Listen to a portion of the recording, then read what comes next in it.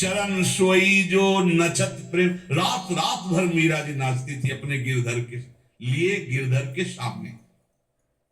चरण सोई जो नचत प्रेम से, धन्य है। चरणों में नूपुर बांधे हुए, हाथ में करताल लिए हुए, मंजीर लिए हुए, बीणा लिए हुए भक्त संतजन रात रात भर कीर्तन कर रहे हैं, अपने ठाकुर जी के सामने नृत्य कर रहे हैं।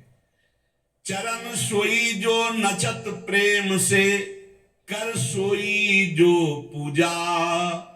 पैर वही है जो भगवान के लिए नाचते हैं, हाथ वही है जो भगवान की सेवा में।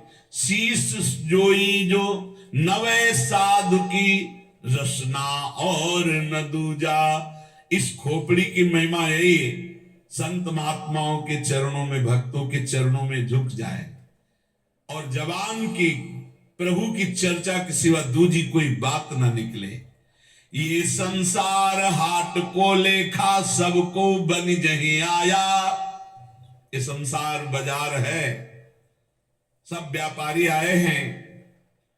कोई मूल गंवा के जाता है, कोई पाप लाद के जाता है, कोई पुण्य लाद के जाता है, कोई बाजार उठा देता है। जीवन मुक्त हो गया, ना आना न जाना, न लेना न देना। जिन जस लादा तिन तस पाया, मूर्ख मूल गवाया।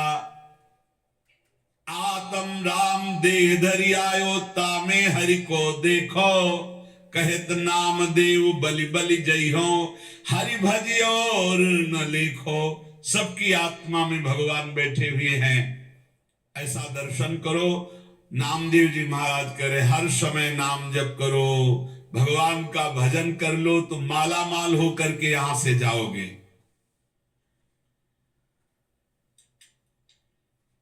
बड़ी बात कह रहे हैं श्री चोखा मेला जी कि गन्ना गठीला होता है परंतु रसीला होता है।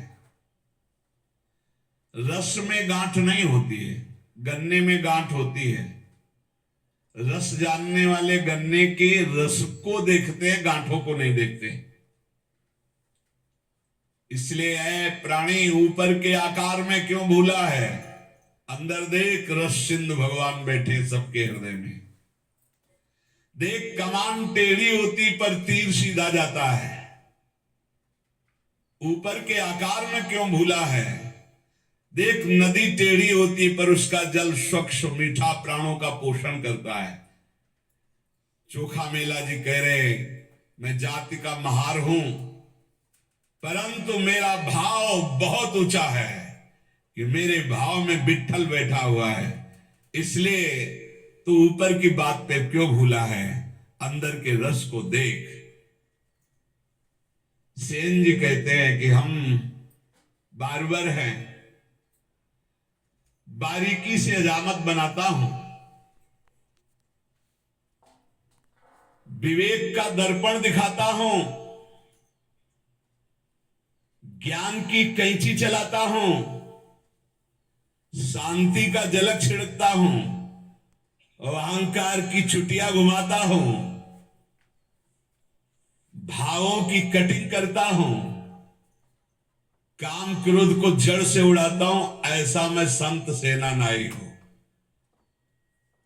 हे भाई, एकनाथ जी महाराज कह रहे भगवान के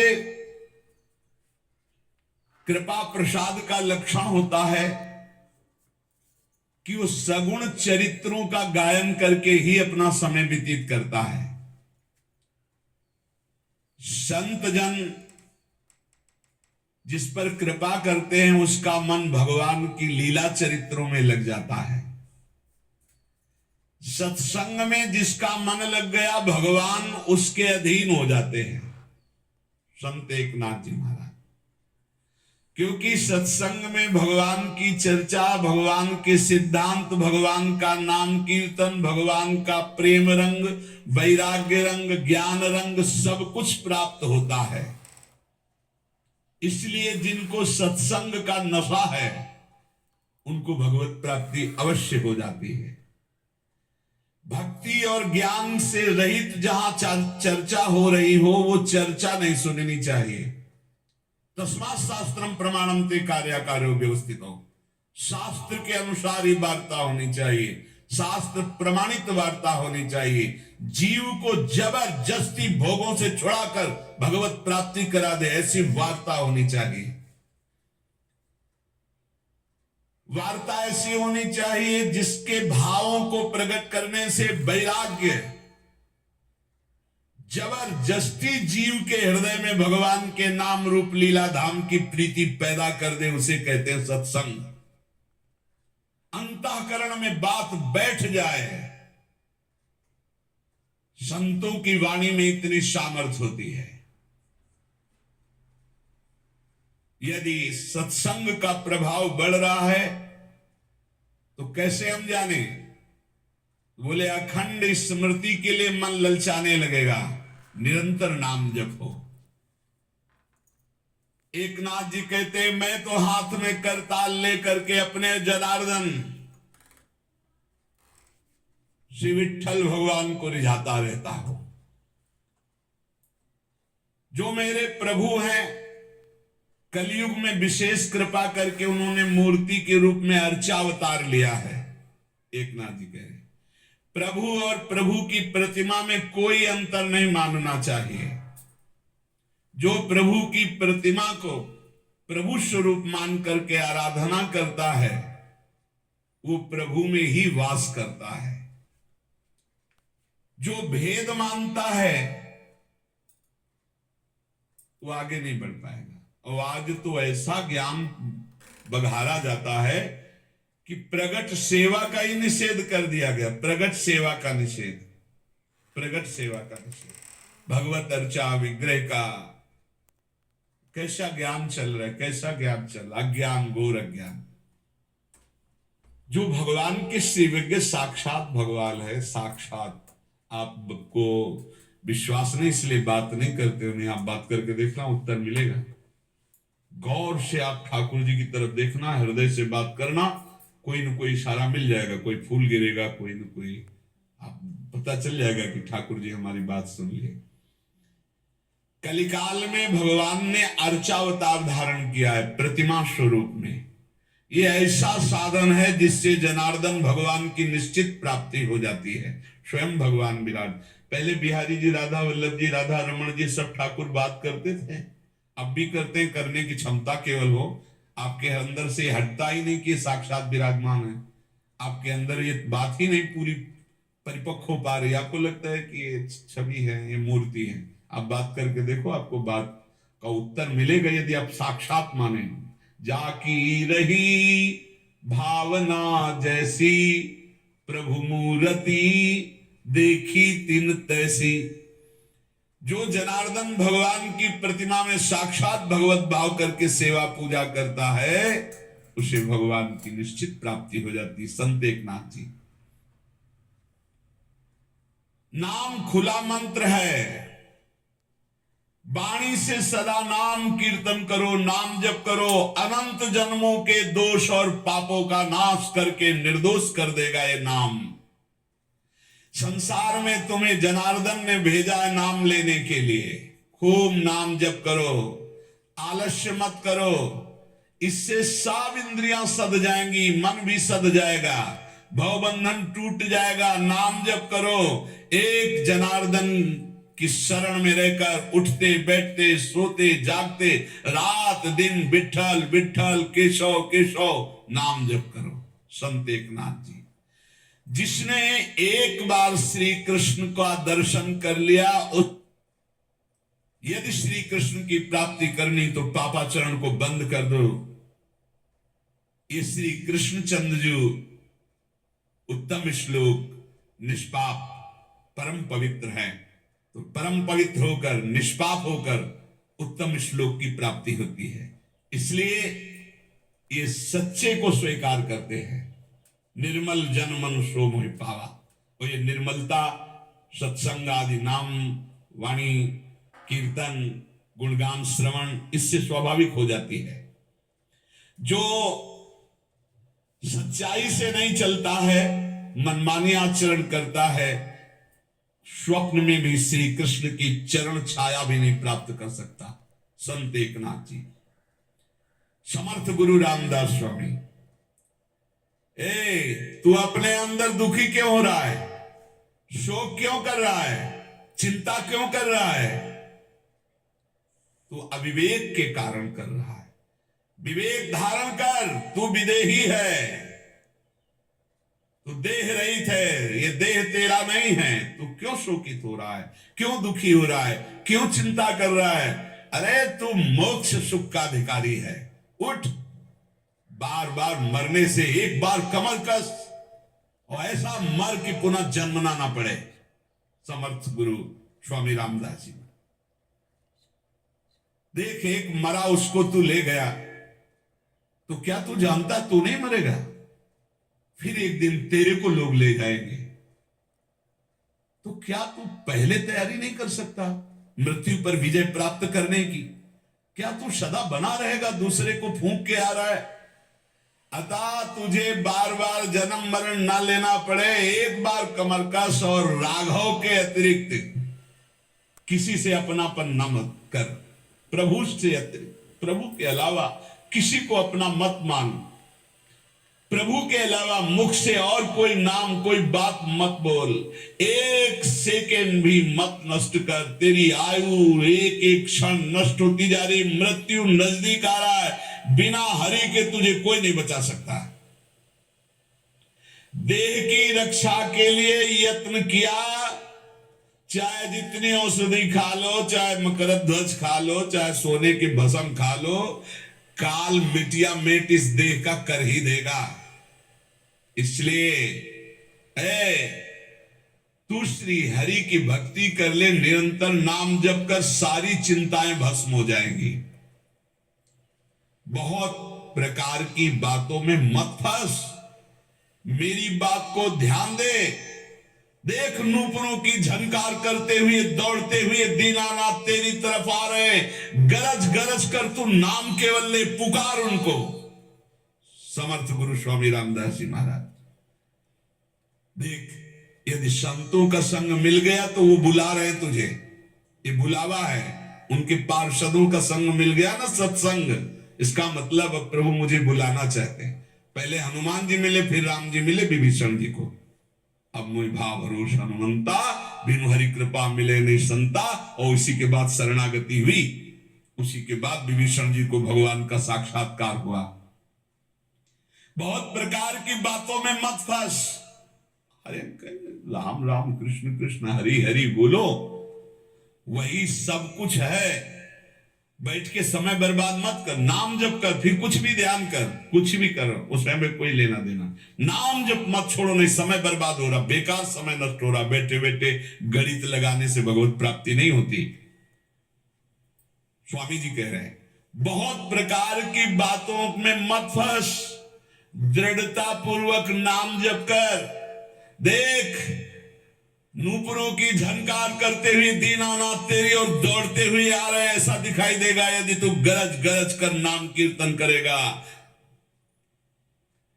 यदि प्रभु को बुलाना होता है जिसे अपनी तरफ, जिसका अंतिम जन्म होता है, उसे सत्संगति प्रदान कर देते हैं। सत्संगति से मन के मल नष्ट हो जाते हैं, बुद्धि संसार से हटने लगती, प्रभु में लगने लगती है। ऐसी सत्संगति बड़े भाग्यशाली को प्राप्त होती है। अपने बुरे आचरण में सोच विचार करके परिवर्तन करने का भी समय है, कर लो। अति आदर के साथ साधु समागम सत्संग करो। ये कल्पनाएं छोड़ो, ये कर लिया, ये भोग लिया, ये भोग लेंगे, ये कर लेंगे। आशा मत करो कि तुम इस संसार में कभी सुखी हो सकते हो। समर्थ गुरु रामदास जी, आशा मत करो इस संसार में तुम सुखी हो सकते हो। चाहे जितना रुपया मिल जाए, चाहे जितना भोग मिल जाए, कभी सुखी नहीं हो सकते। सुखी होगे तो हरि के अंश हो, हरि में। अरे कितने विद्वान, कितने ज्ञानी वंचित हो गए भगवत प्राप्ति से। इस अहंकार के कारण मैंने देखा है कि वो विद्वान ब्रह्म राक्षस बन गए। समर्थ गुरु स्वामी रामदास जी के वचन। अहंकार के कारण शास्त्रों का ज्ञान होने पर भी वो ब्रह्म राक्षस बन गए। सचमुच सचमुच ईश्वर के नाम जप के भजन के बिना कौन विद्वान ऐसा है जो इस माया पर विजय प्राप्त कर सकता है। अहंकार छोड़ दो, नाम जप करो। देखो मैं सोच विचार कर बोल रहा हूं, विवेक पूर्वक बोल रहा हूं, कोई मनमानी नहीं। समर्थ गुरु स्वामी रामदास जी, सत्संगति अत्यंत त्रस्त लोगों को भी महाशांति प्रदान करती है।